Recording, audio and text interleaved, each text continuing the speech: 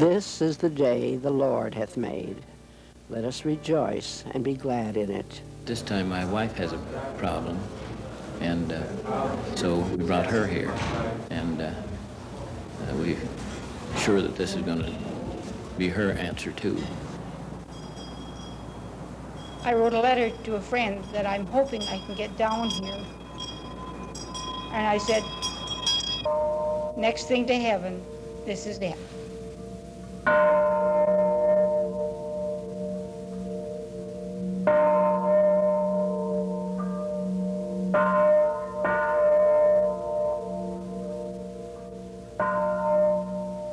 We are going to take a look at a place with a peaceful and supportive atmosphere, where appreciation of life is strongly enhanced. I decided that it would be a good time of year to be here and try to heal my body naturally because I knew a lot about the wheatgrass program.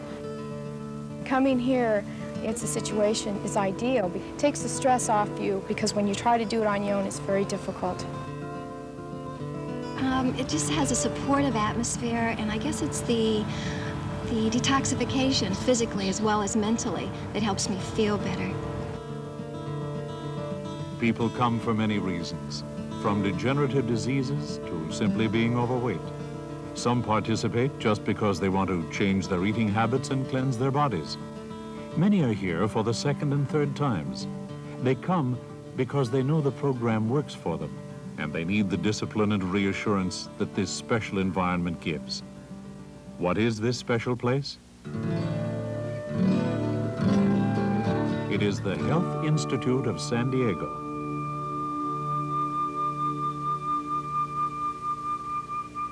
They're very spacious and nice. So I hope you enjoy the rest of the grounds, and thank you so much. The founder and driving force behind the Health Institute of San Diego is Raychel Solomon. Each of us has a dream, an urge to make our lives more meaningful. I had lost 2 sisters to cancer. I lost my husband of 36 years to kidney failure. I saw friends suffering the agony of arthritis, heart attacks, strokes, diabetes, ulcers, emphysema, high blood pressure, colitis. I felt compelled to do something to help stem this epidemic trend. My dream crystallized.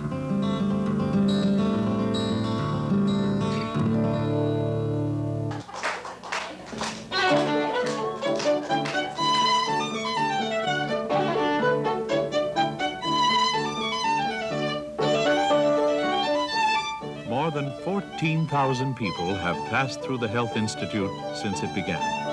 It has been an indelible experience, one that will be with them for the rest of their lives.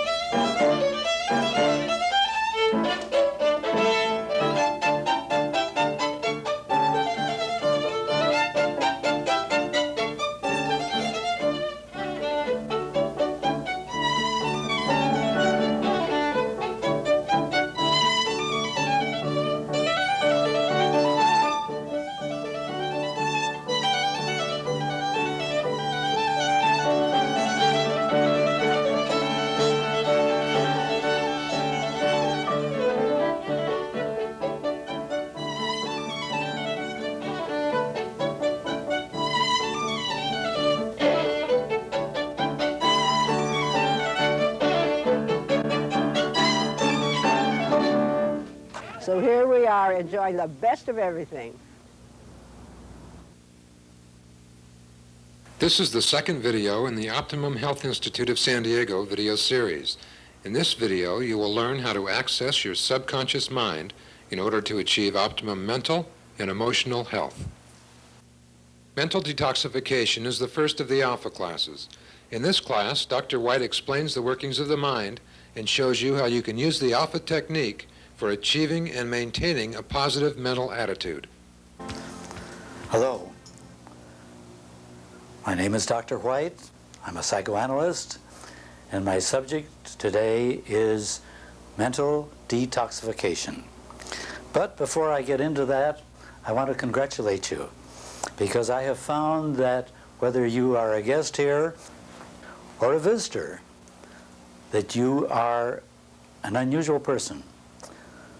Everyone I've talked to has been a high IQ person, but also what is really more important, everyone that comes here and is considering coming here and is visiting here has to be interested in life, because that's what we're all about here at the Institute. Life, a better life, a longer life, and a higher quality life. When we're talking about mental situations or mental subjects, of course we're talking about the mind. And the agent for the mind, of course, is the brain. And I think we need to understand that the brain is really a computer, and that the rest of the body is really only a robot. Everything that we do and say and feel and act comes from messages from the brain. Now, the brain is a remarkable organ containing approximately 100 billion, can you imagine, 100 billion up here in this small cavity? 100 billion neurons.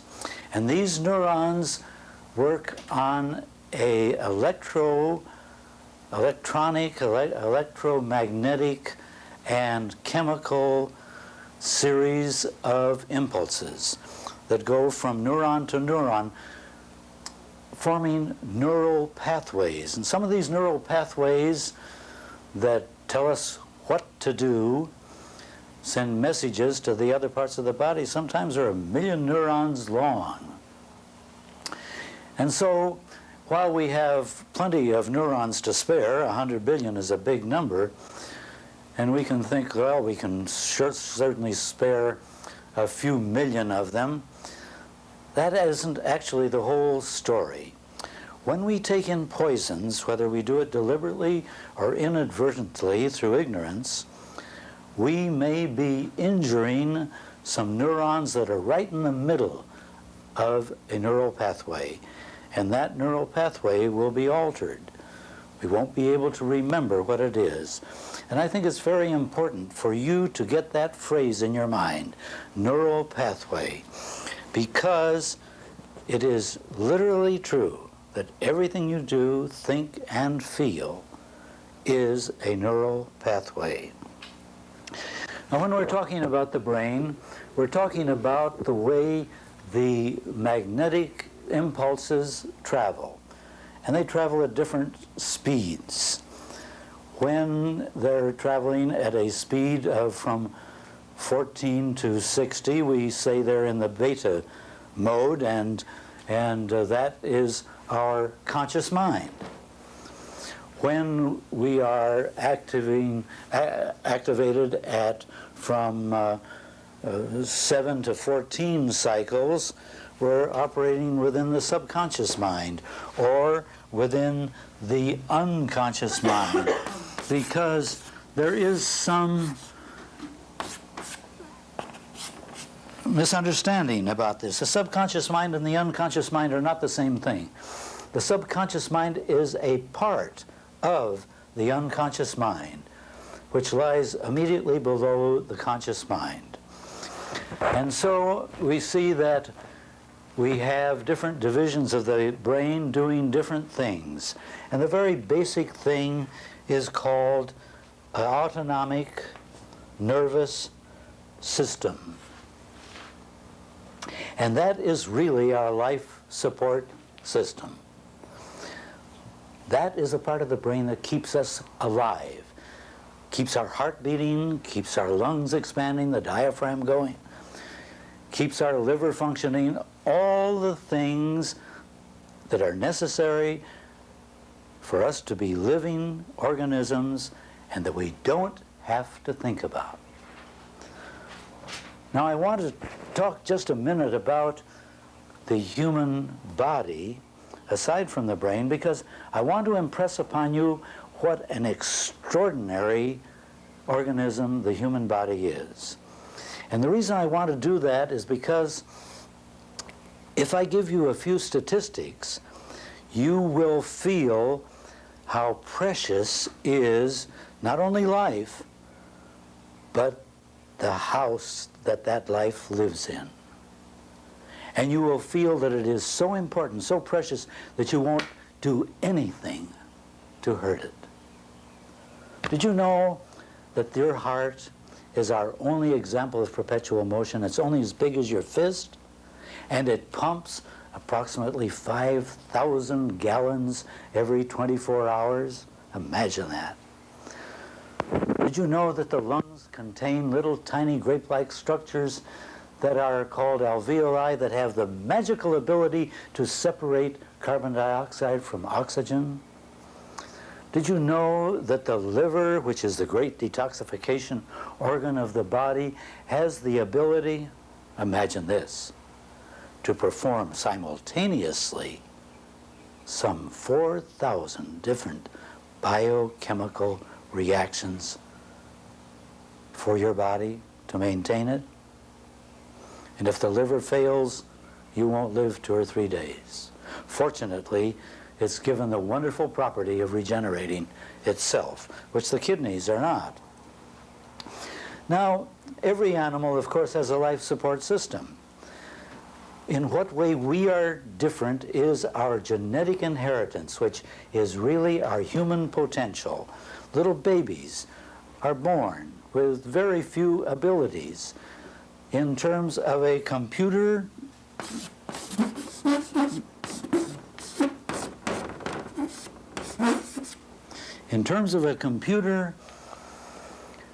certainly the life support system was functioning, was programmed before birth, but also was our genetic potential.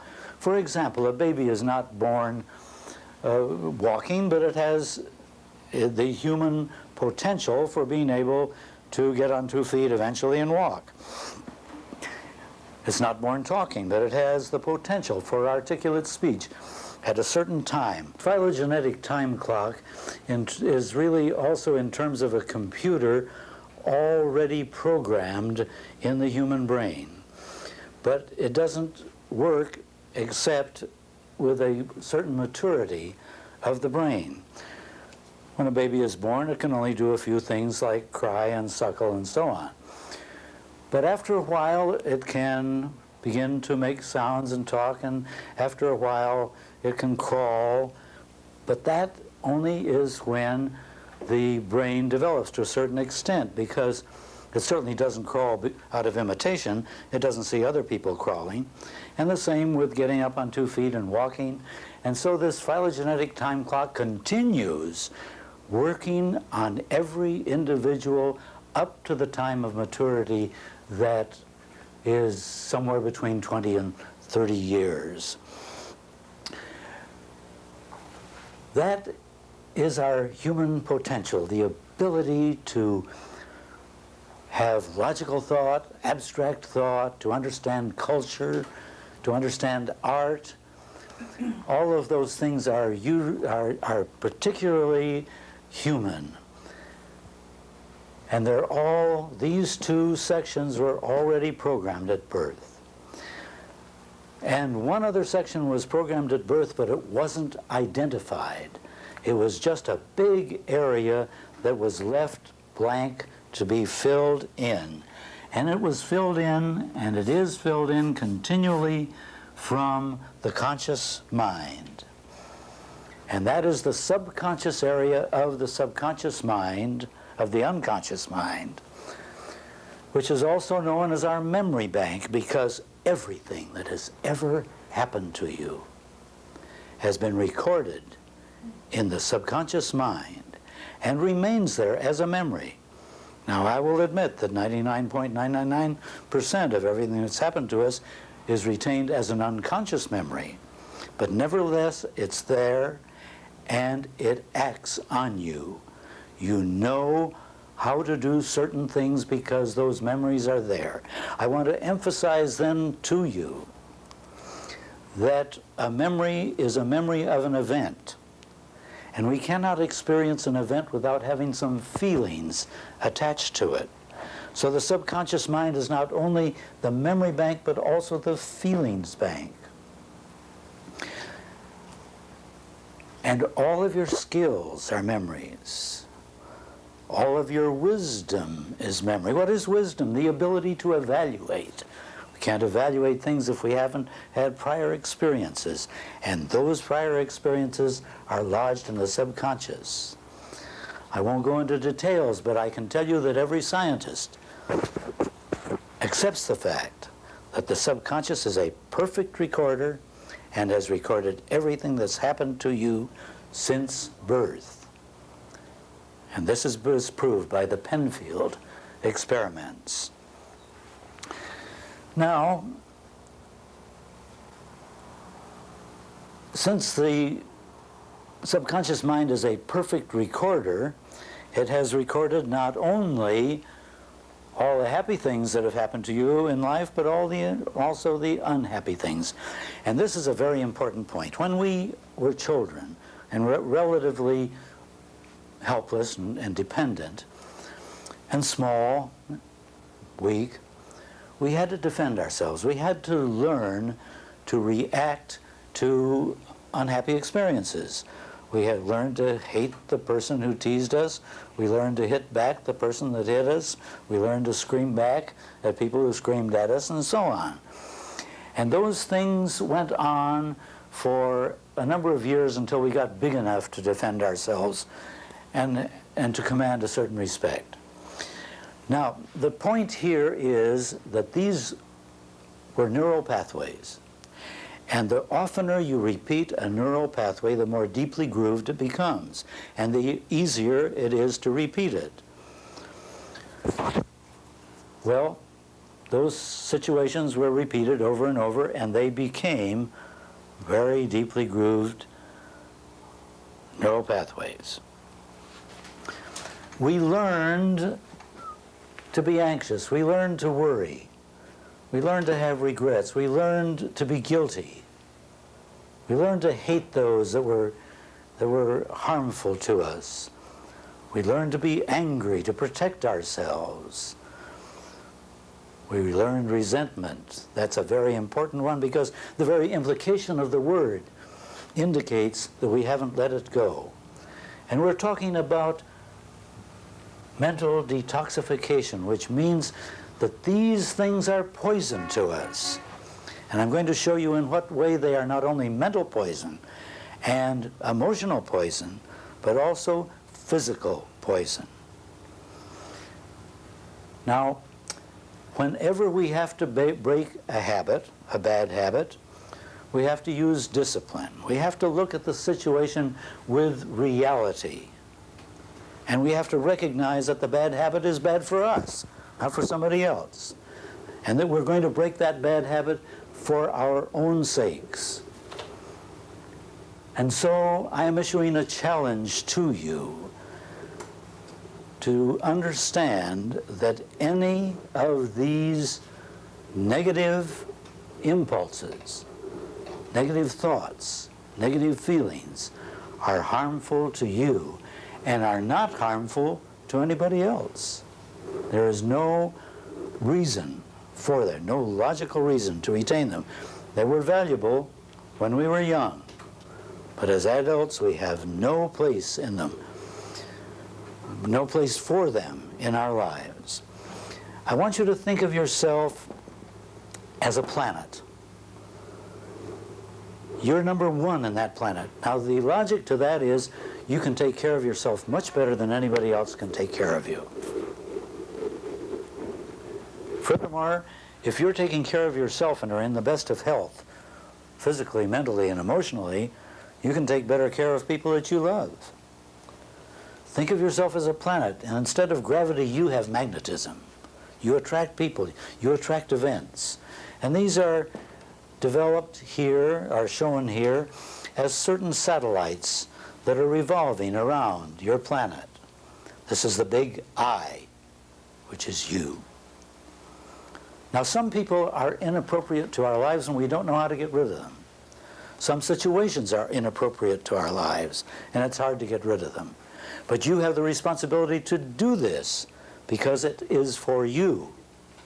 And so I've represented that inappropriate situation here that you have projected out away from your planetary system. Now, what is this other drawing here? Obviously, it's a head. We're talking about the brain. Those wonderful 100 billion neurons that are activated by the electricity that the brain develops and by the neural transmitters that the brain manufactures. We have here the forebrain,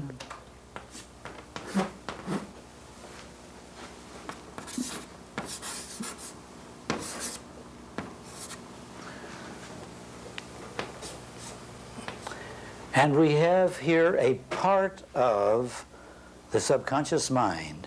And my emphasis on just showing a part of it is because the limbic system, limbic, L-I-M-B-I-C, is where all of our feelings and all of our thoughts are brought into focus and are made sense of. Now, when something, let's say, unhappy happens to us, but it works also with joyous things, from the outside world it enters into our forebrain through the 5 senses. And from there it is sent into the limbic system. Now it corresponds to sending a conscious experience into your subconscious mind so that you can have a memory of it and a feeling of it. And here the limbic system makes sense out of this thought and this feeling. And it projects it into a very, very important structure called the hypothalamus. Hypothalamus. And the hypothalamus, in conjunction with this hormone organ, this gland, the pituitary, the two of them together regulate practically everything in your life. They regulate your cardiac rhythms, your respiratory rate, your blood pressure, your appetite, whether you're happy or sad, and many, many, even your temperature. The important thing that I want to emphasize here is that when something negative comes through, these and many, many more, comes through from the hypothalamus into the pituitary, which we speak of in our medical language as the hypothalamic pituitary axis, it has a negative and inhibiting effect on both structures. And we are interested in the inhibiting effect of the pituitary because the pituitary is the master gland that affects the other endocrine glands.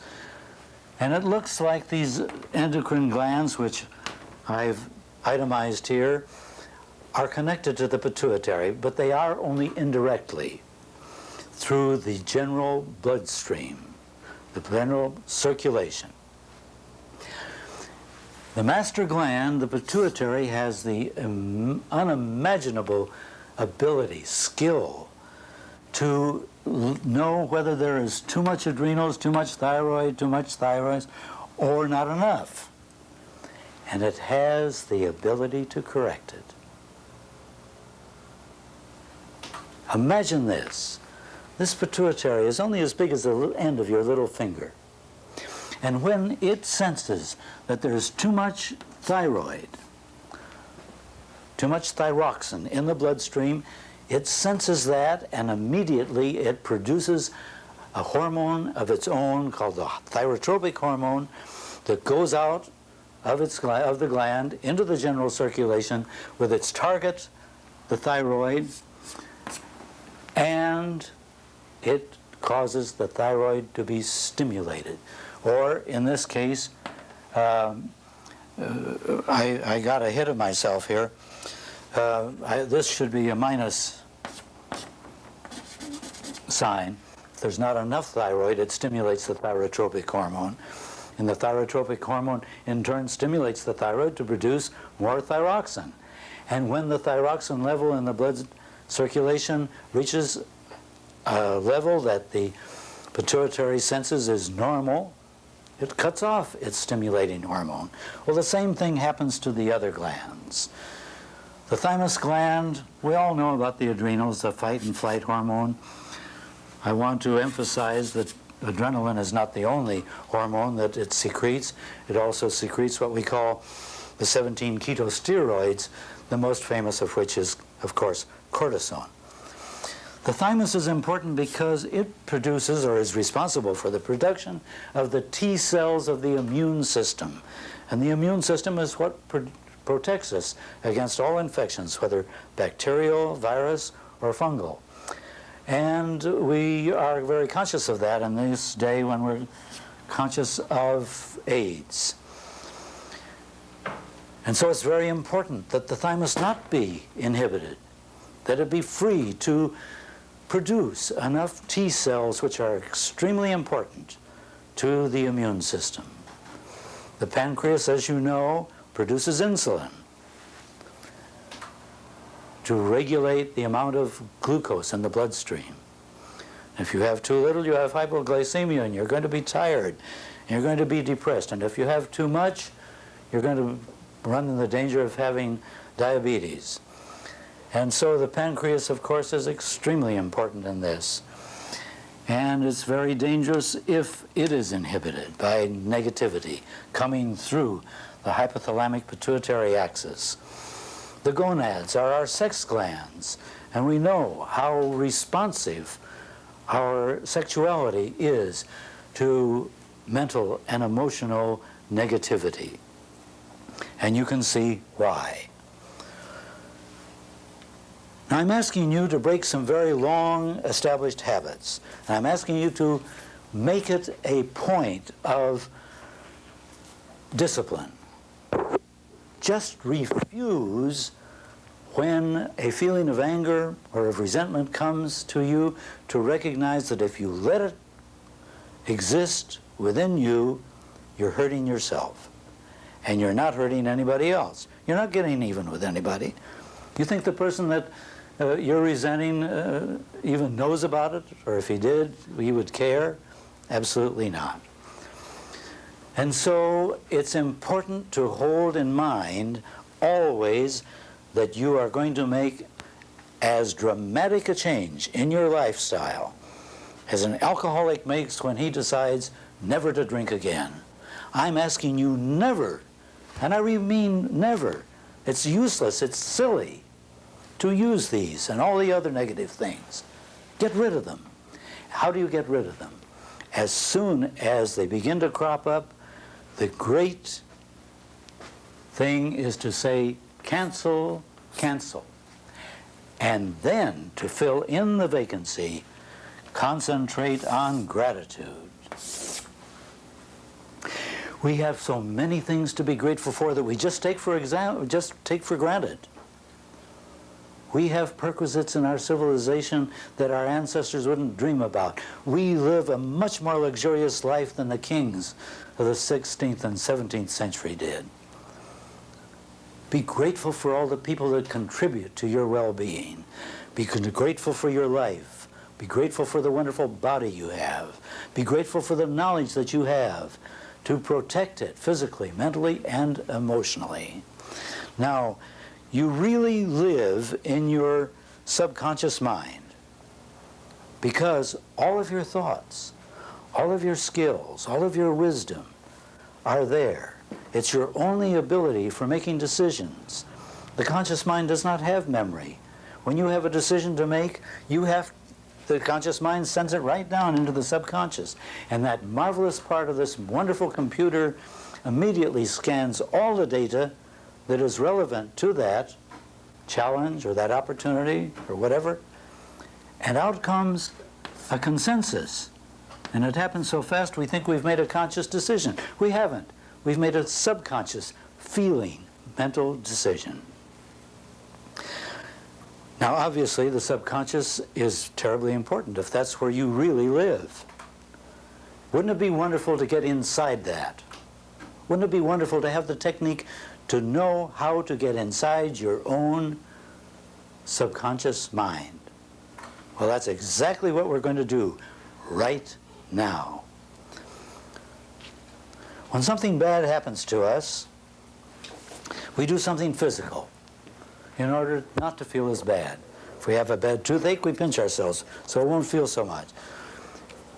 If somebody says something bad to us, we swear or hit or, we're always doing something physical so we won't feel as strongly.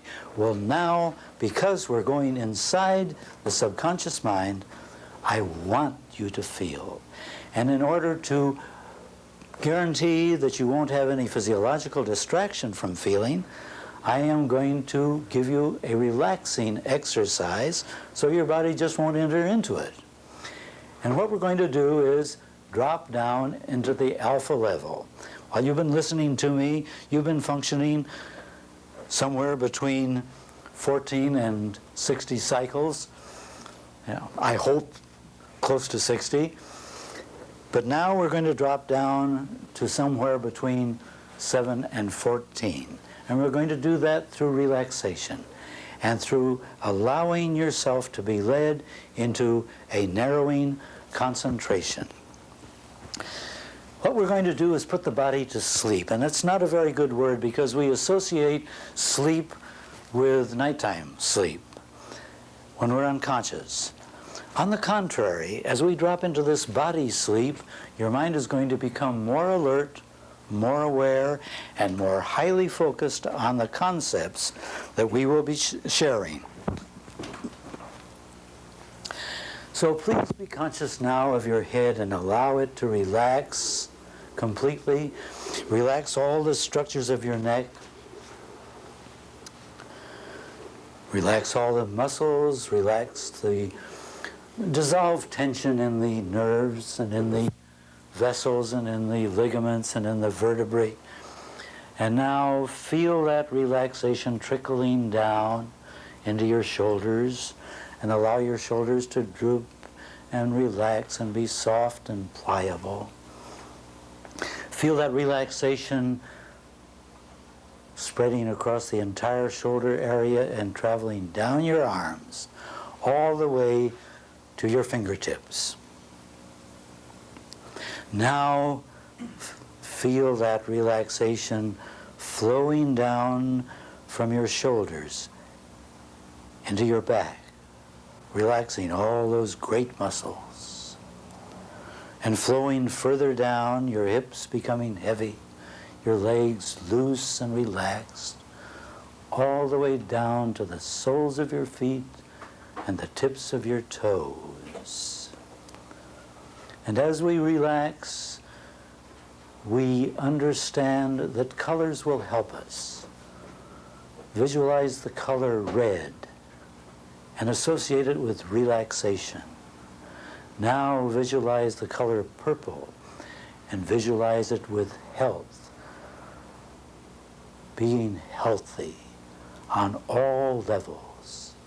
And visualize the color blue and allow that relaxation to become deeper and deeper. Letting go now more and more as you erase all tension from your forehead. Erasing all tension from all the structures of your face, your eyes, your cheeks, your lips, your chin. Allow your face to reflect peacefulness, tranquility. Feel that tranquility surrounding your body, entering into your body, circulating through your body, and causing every one of the trillions of cells in your body to be relaxed and functioning in harmony. Letting go now more and more as I count 20, 19, 18, dropping away more and more. 17, 16, 15. With every breath you take and continue to take, continue to relax more and more. 15, 14, 13, 12, 11, 10, way down. With every word you hear me say, continuing to relax. Now the thought comes to us that having gained this wonderful insight into the subconscious mind, we will want to go back. And I hope that you will go back every night just before you drop off into nighttime sleep. I hope that you will take 2 minutes or 20 minutes, whatever you want, to relax your body as I've showed you, to count down, to intensify the relaxation, and then to be willing to drop into your subconscious mind. Take a nature walk if you wish. It helps to deepen your relaxation. And then when you get inside your subconscious mind, there's one more thing that we must emphasize, and that is when you put a goal deliberately into your subconscious mind, that wonderful part of the computer never sleeps, and it will continually nudge you in the direction of the fulfillment of that goal. It'll also nudge you away from those things that would inhibit your achieving that goal. So in a sense, you have a way of helping to decide your future. It is strength, it is power to use for yourself. Well, it's time now to come back into this area where I'm talking. And at the count of 5, you will come back well, feeling well and strong, and feeling that you now have the ability to avoid negative thinking, that you understand what mental detoxification is, and that most of all, you know how to drop into the alpha state and control the wonderful opportunities that the subconscious mind offers you. At the count of 5, wake up feeling very well indeed. 1, gathering all this information together and focusing it, realizing you won't remember it all consciously, but remember that it is recorded in your subconscious mind and is available for you to explore. 2, projecting this information into your personal life with discipline, reality and discipline. 3, you're coming up a little bit more now. 4, a little bit more. And 5, wide awake. In this class, you will learn more about the alpha level of mind. You will also learn to use the alpha technique for managing stress, creating positive emotional health, and turning past negative memories into positive emotional experiences.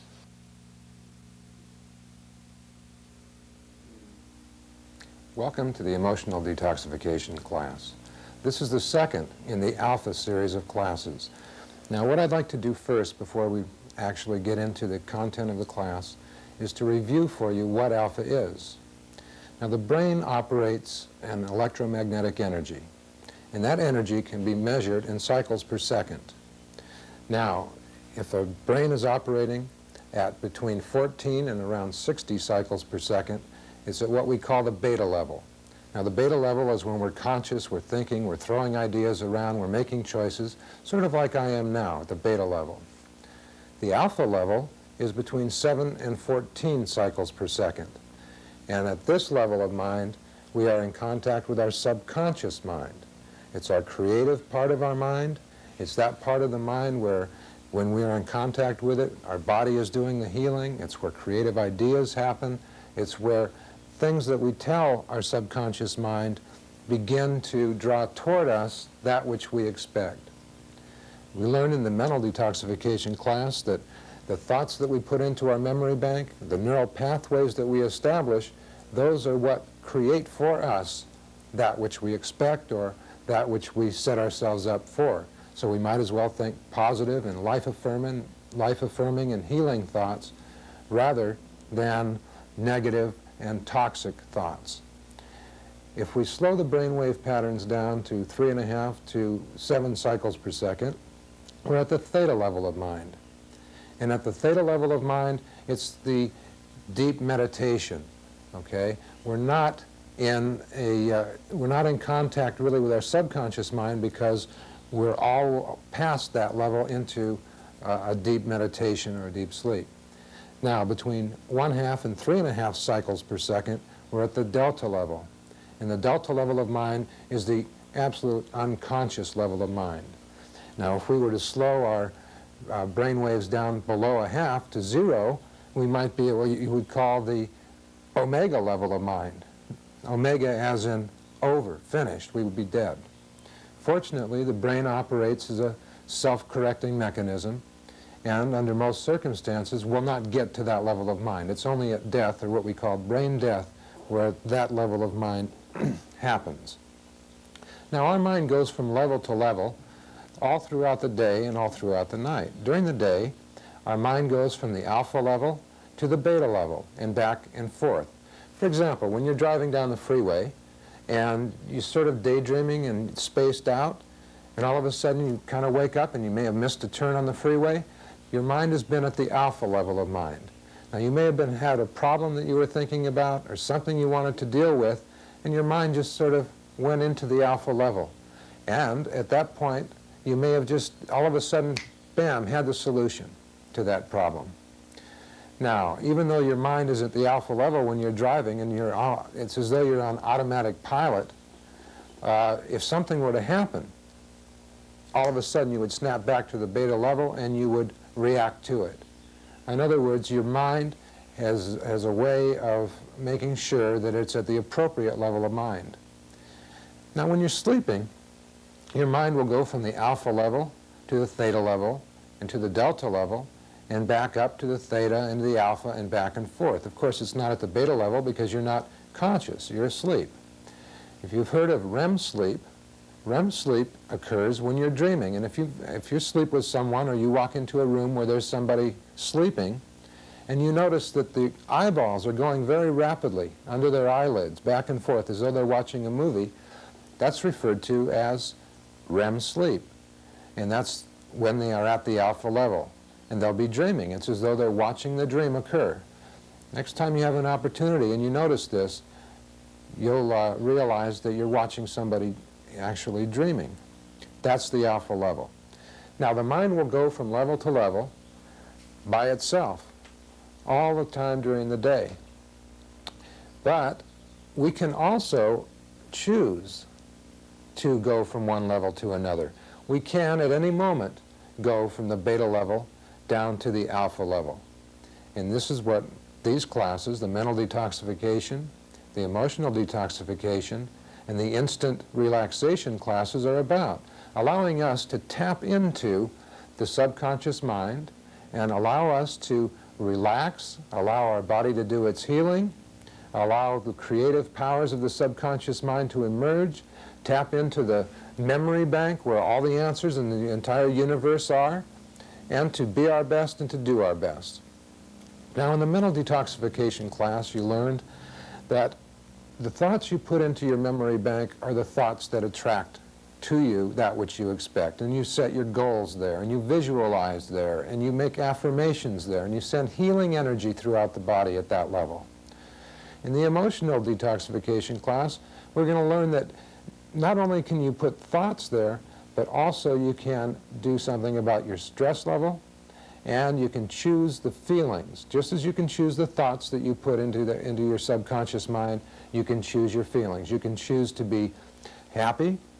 You can choose to have gratitude, love, acceptance, and other positive emotions. Or you can choose to feel hate, envy, regret, jealousy, and those sorts of emotions. But what's important to realize here is that what you choose is what you're doing for yourself. In other words, if you choose a negative emotion, you're actually sending poisons. It triggers a chemical reaction in your body which sends poisons throughout your body. Now, think about the last time you felt angry or resentful or jealous. You could just feel the stress level increase. You could just feel the poisons going through your body. You could feel yourself becoming more and more unhappy and unhealthy. But think about the last time you heard a good joke, or the last time you had a really wonderful, joyous feeling. Feel that, then remember how you felt. Positive, healing emotions. Norman Cousins, in his book Anatomy of an Illness, talked about how he actually, by watching Marx Brothers movies and other funny movies, laughed himself to health. What did he do? He sent endorphins from his brain, which are actually chemicals and hormones sent from the brain, which send healing energy throughout the system. He had a disease they didn't even know what it was. But by sending these endorphins and laughing and so forth, he actually cured himself and wrote that book and others. Now, just as we can send the positive and negative thoughts, we're going to learn now how to deal with our stress and how to send positive and healing emotions through our body. Let me begin by talking about stress. Now, I don't have to say much about stress because we all know what excess stress can do. There's a lot of research on it, and most of us have experienced it. Some of us have experienced the extreme examples of excess stress and the buildup of stress. Stress can lead to heart attacks, ulcers, even cancer. In our relationships, stress can cause us to be snappy with our mate or our loved ones, or, in the extreme examples, can lead to alcohol abuse, which in turn might lead to broken relationships. On the job, excess stress can lead to burnout, poor career performance, and so forth. Now, most people consider stress to be a wholly negative thing, and we want to eliminate stress, but that's not true, because there's another side to stress as well, and that's the positive side.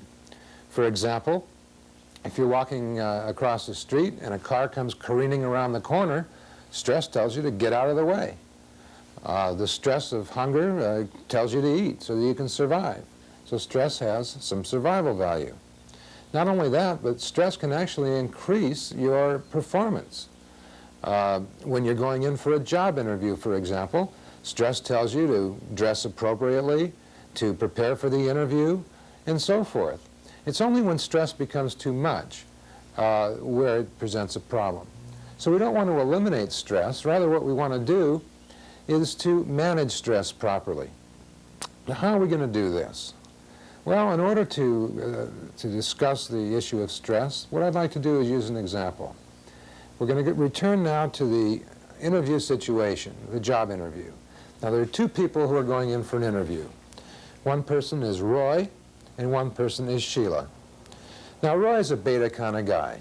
When he found out that his interview had been granted, he decided he was going to prepare for the interview. So for days before his interview, he went over in his mind every possible question that might be asked and every possible answer he would have. Over and over and over again he went. Every day he would go and look in the mirror and say, "Hello, sir, my name is Roy." He would practice the interview over and over and over again. Every possibility he was going to have covered. Well, the night before the interview, he was still doing this. He was still going through his mind every possible question they could ask him, every possible answer he could have, because he was going to be prepared. Now, note that he's very much in the beta. He's going and throwing ideas around and this possibility and that possibility might arise in the interview. Well, the night before the interview, when he was trying to go to sleep, it was very difficult for him. More questions came up into his mind, more situations, more possible answers. Well, Roy had sort of a restless sleep, and he woke up exhausted. So he went into the interview. When he got to the interview, still these thoughts were going through his mind. What if this? Ah, then that's the answer. What if that? Oh, well, here's the answer. He was sweating. He was nervous. He was breathing in a shallow kind of manner. To cover it up, when he was sitting in the waiting room, he grabbed a magazine and he was flipping through it so people wouldn't see how nervous he was. Finally, after what seemed like about 5 hours, his name was called. Roy went into the interview room, still nervous, extended his sweaty paw to the interviewer and said, "Hello, sir, my name is Roy." The only problem was the interviewer was a woman, and the interview went downhill from there. He had known right away that he had blown it. He had rehearsed things over and over and over, and yet he was relying on the beta part of his mind to get him through the interview. His stress level was high. Now let's look at how Sheila handled her interview. Sheila also was one who believed in being prepared. So when she was notified that she had an interview, she went to the library, she looked up the annual reports of the company, she looked up magazine articles, newspaper articles on the company, she even talked to people who had done business with the company. She saw that over the last 3 quarters the company had been slipping, and she started thinking, I wonder what I can do to help turn that company around in a positive way.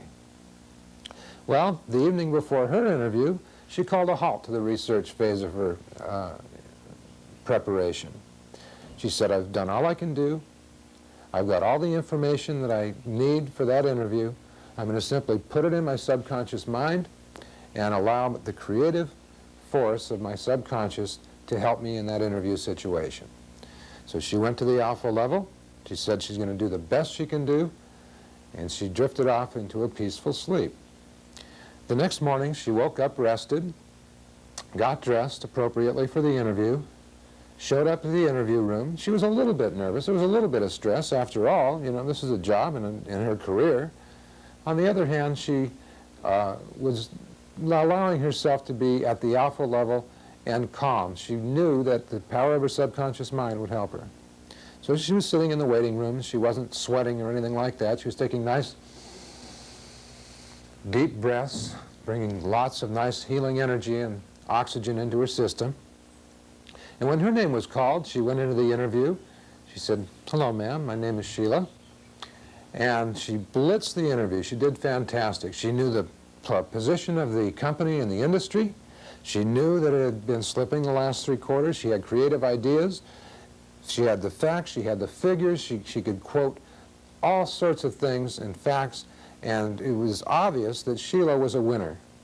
It was obvious that she had prepared, and yet she hadn't over-prepared. She hadn't gone through in her mind every possible thing, because if you do that, of course, the first thing that comes up you're not prepared for, you get flustered. So the next time that you go to the alpha level, tell your subconscious mind that you'll be able to handle any situation that comes along in a confident manner. The next time that car comes around the corner, you'll simply step back casually. Or perhaps you'll pretend to be a bullfighter and twirl your cape as the car goes by. Now let's talk about the emotions.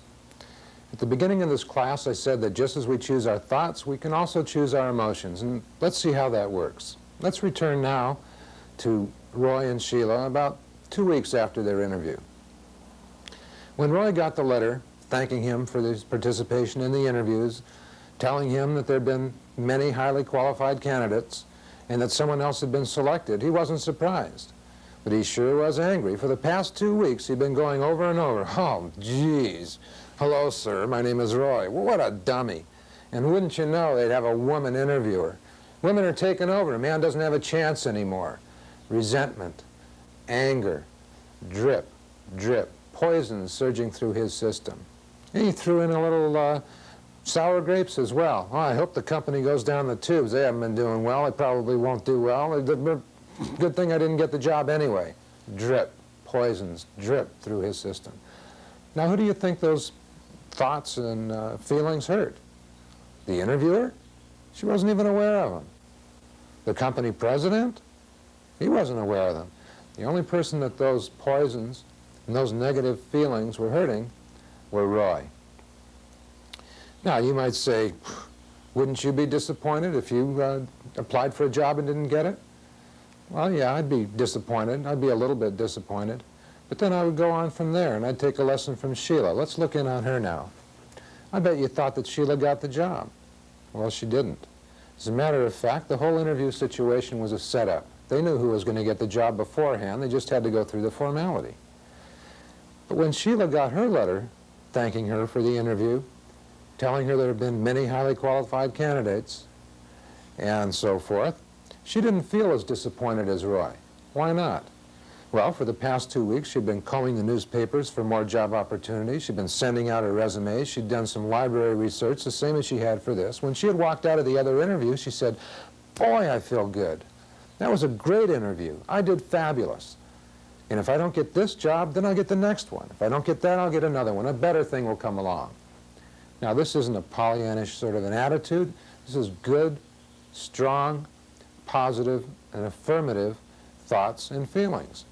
So by the time her letter came from the company, she already had 2 more job interviews lined up. Now, who do you think is going to get a job first, Sheila or Roy? And who do you think is going to have better relationships in this life, Sheila or Roy?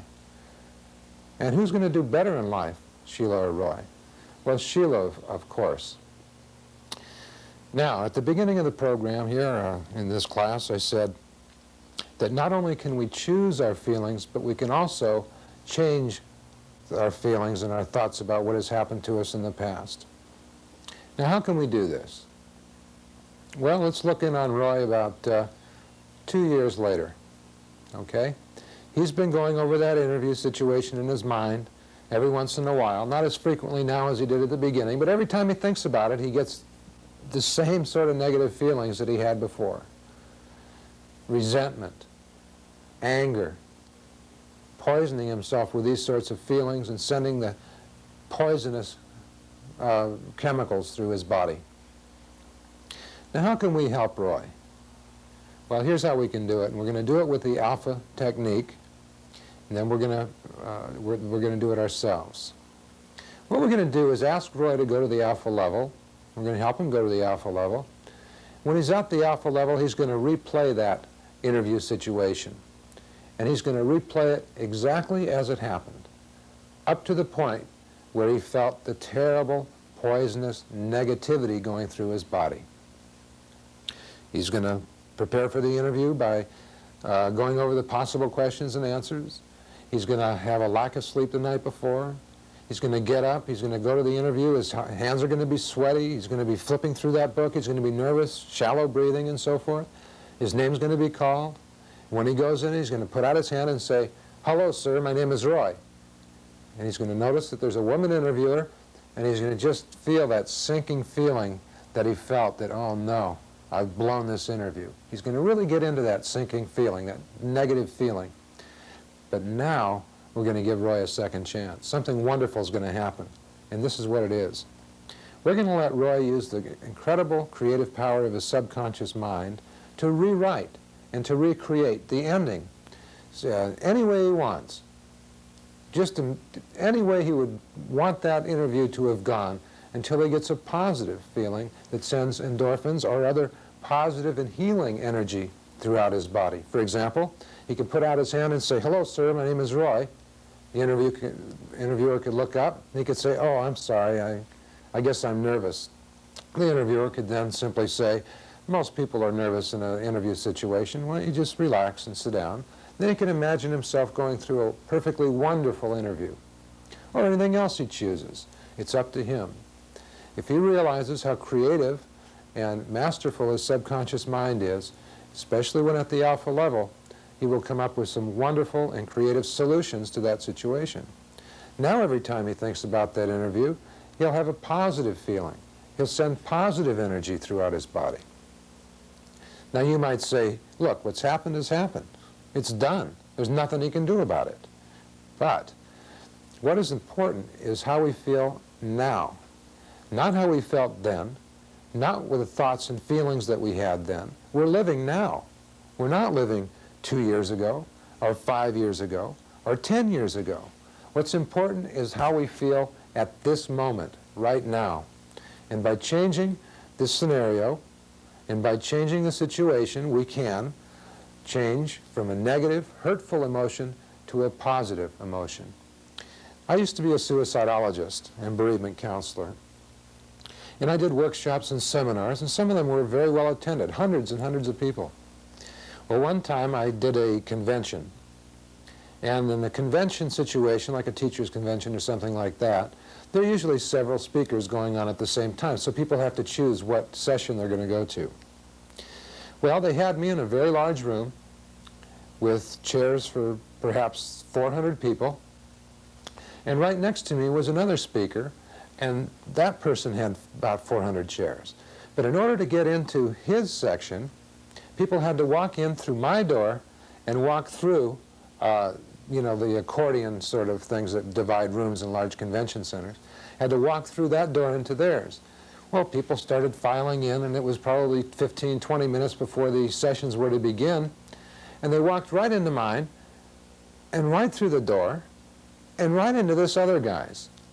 Now, I'm not talking about half the people. I'm talking about all of them except maybe 20.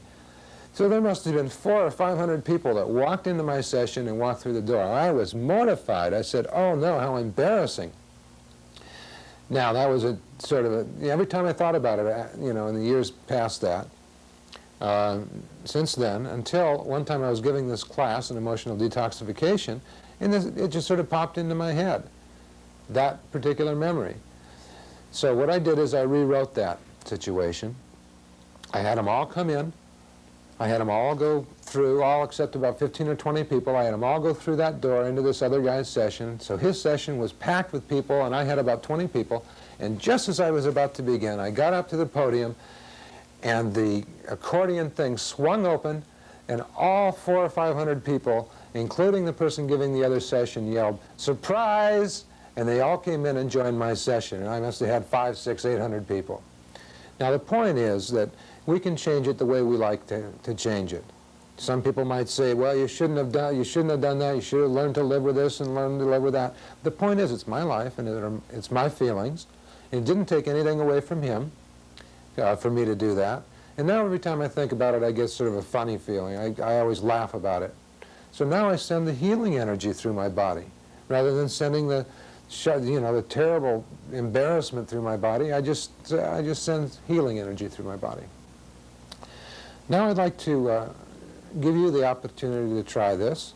What we're going to do is go to the alpha level, and while at the alpha level, first of all, we're going to send messages to our subconscious mind that in any situation we will be at our top form, we will be confident, we will always do that which is best for ourselves and other people.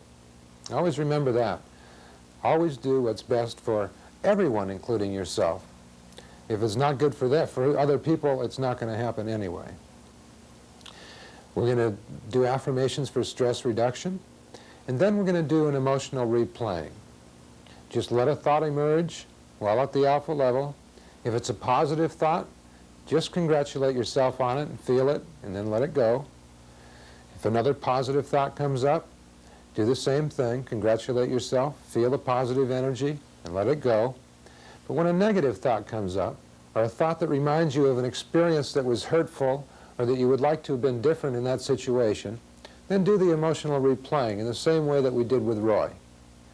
Rewrite that.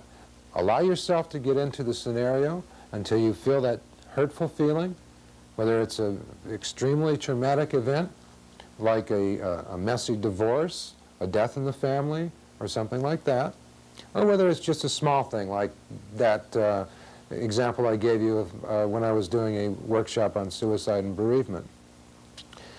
And feel that embarrassment, or feel that hurt, or feel that abandonment, or feel whatever you actually felt, and then change the script. Change it in the way that you would like it. For example, if there was a death in the family, you wouldn't perhaps change it so the person didn't die, but maybe there was something you wish you had said, something you wish you had done, something you would have done different in that last bit of time. That I think you can do. Certainly you can do that. You can rewrite it so that you did that wonderful thing. You could say goodbye. You could make that phone call. Whatever it is you wish you would have done, you just let your subconscious mind creatively do it so that you have that sense of positive sense and you send the healing energy through your own body. Okay, let's get going.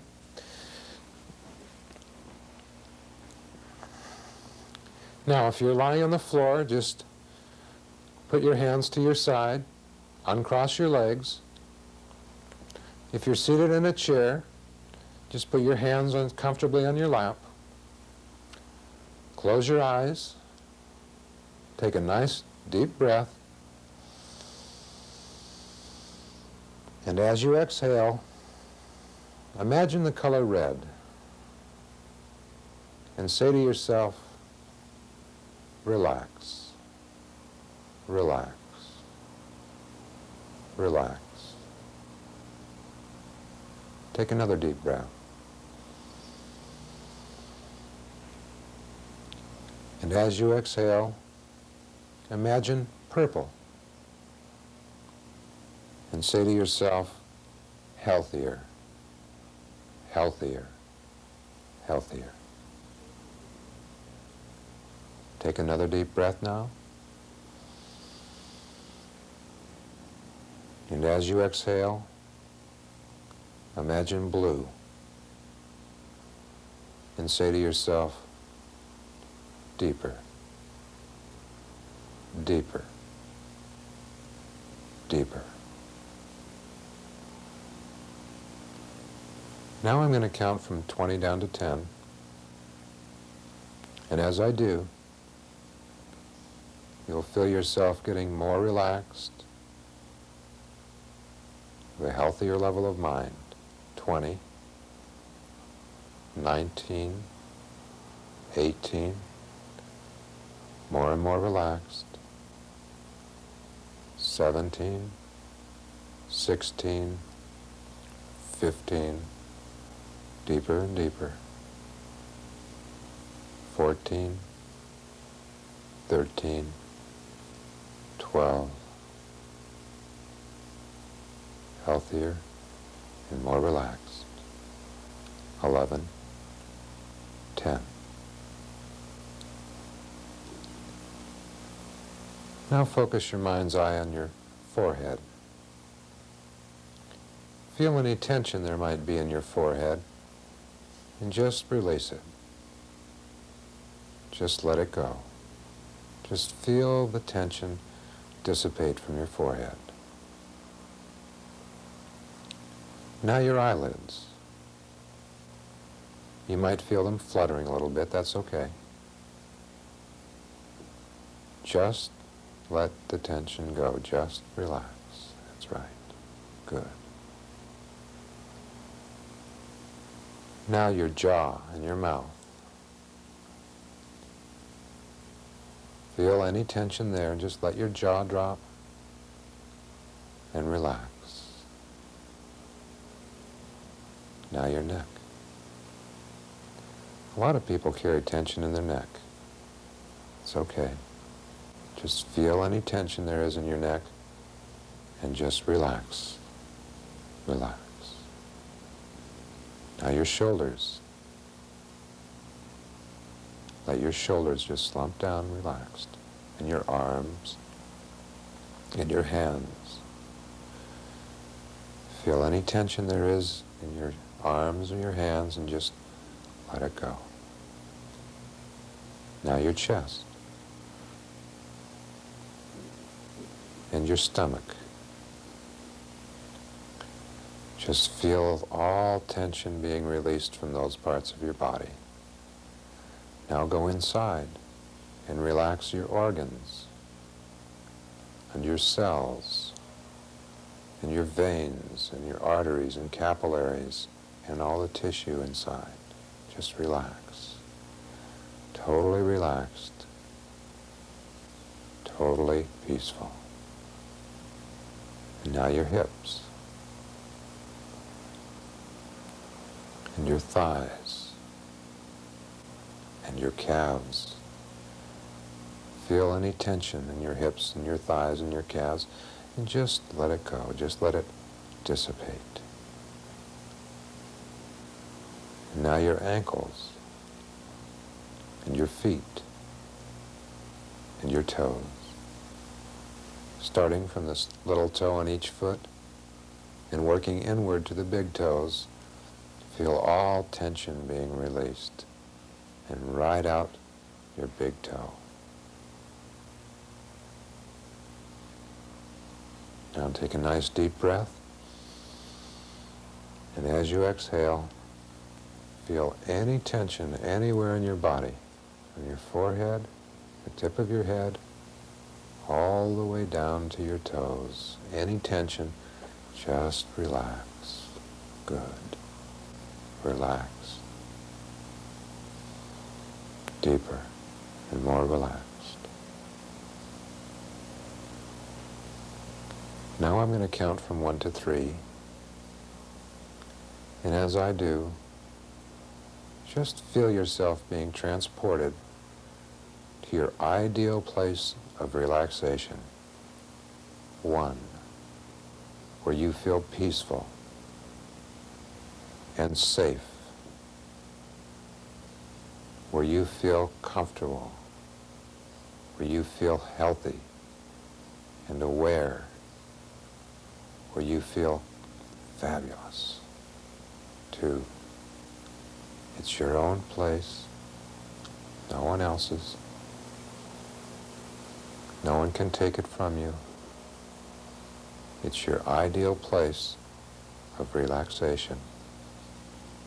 It might be a beach with the waves crashing on the shore. It could be a mountain stream. It could be your own bed. It could be a cloud. Anywhere it is for you, it's your special place where you feel peaceful and safe and relaxed. 3. Oh, so good. So peaceful. So relaxed.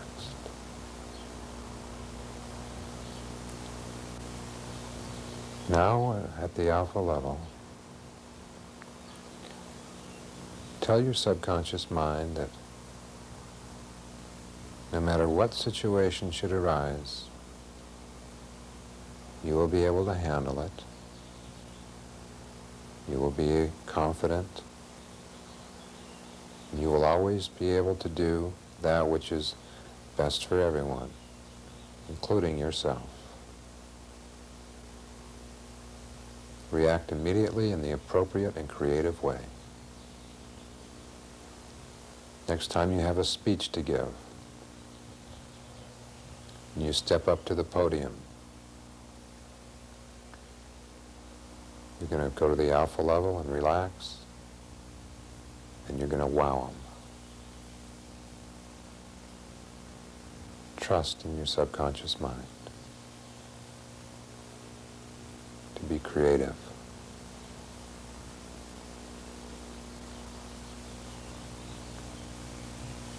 Now take a nice deep breath. You're at your ideal place of relaxation.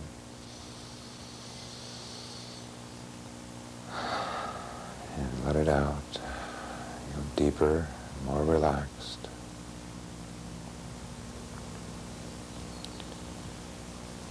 Now let thoughts come to your mind, one at a time.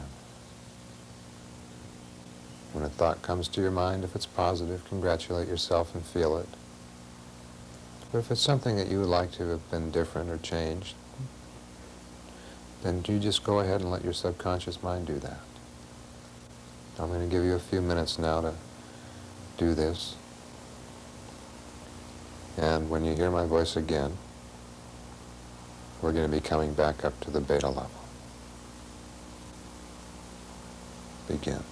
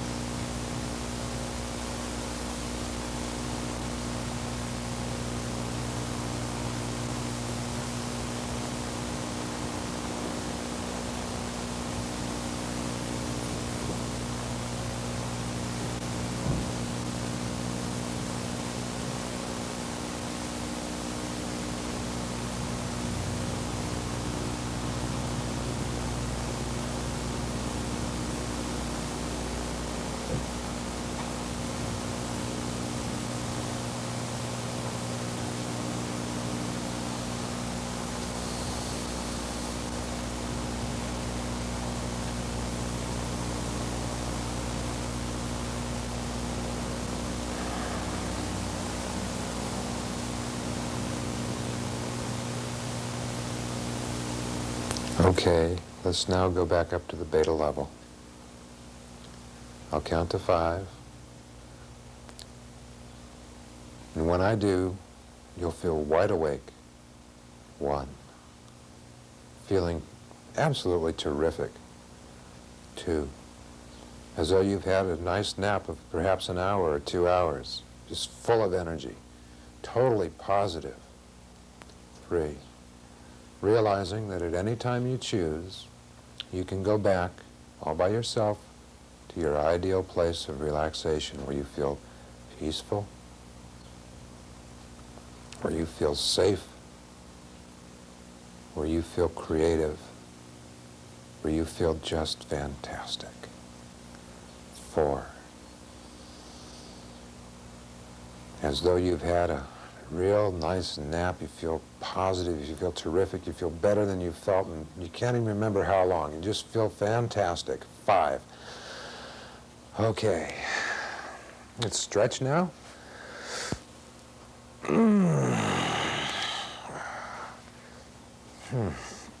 I always love doing this because I feel fantastic. I feel better than I've felt in a long, long time.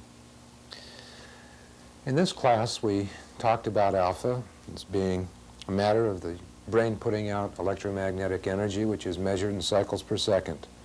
Between 14 and 60 cycles per second is beta, where you're conscious, you're thinking, you're throwing ideas and thoughts around. Between 7 and 14 cycles per second, you're at the alpha level. At the alpha level, you're in contact with your subconscious mind. Your body is doing its healing. The creative power of the universe is right there in your own subconscious. If you slow your brain waves down to 3.5 to 7 cycles per second, you're at the theta level. That's deep meditation. And below that, 0.5 to 3.5 is the delta level, which is the unconscious level. Now, the reason we want to be at the alpha level is that it's at that level of mind where you are both in contact with your conscious mind and with your subconscious. So you can use your conscious mind to program your subconscious mind or your memory bank, or to send affirmations or visualization, or whatever you choose. Okay, then we looked at stress. We saw how Roy stressed himself and didn't do well in his interview, whereas Sheila prepared for her interview and yet relied on the power of her subconscious mind to be the most creative, to come up with answers she never even thought she knew, because she was at the alpha level of mind. She was relaxed and she was confident. We then looked at the emotions, and we saw how just as we choose what thoughts we put into our subconscious or our memory bank, we also choose our emotions. We can choose to be happy and positive and send healing energy through our body, or we can choose to be negative, envious, jealous, a host of negative emotions. We can choose those and send poisons through our body. It's our choice. It's up to us. We also looked at how we can not only choose how we feel, but we can go back and review past experiences, and we can change our present experience of those past experiences. We can change the negative and toxic emotions that we've felt, maybe for years, into positive and healing ones. So this has been our emotional detoxification class. I wish you well. This has been the second in the 6-tape Optimum Health Institute of San Diego video series. Over the years, many thousands of people have benefited from the program at the Optimum Health Institute of San Diego. It is now time to reach a larger audience.